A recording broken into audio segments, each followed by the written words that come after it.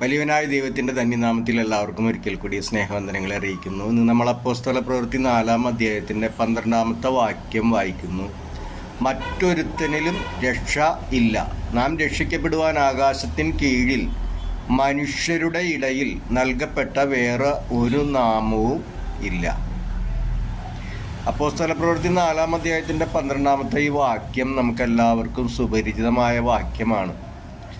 നാം ഒരു യാത്രയ്ക്ക് പോവുകയാണെങ്കിൽ നമ്മുടെ മുന്നിൽ കൂടി അനവധി ബസ്സുകൾ അല്ലെങ്കിൽ മറ്റു വാഹനങ്ങളെല്ലാം കടന്നു പോയാലും നമുക്ക് ആവശ്യമുള്ള ബസ് വരുമ്പോൾ മാത്രമല്ലേ നമ്മളതിൽ കയറി യാത്ര ചെയ്യുന്നത്.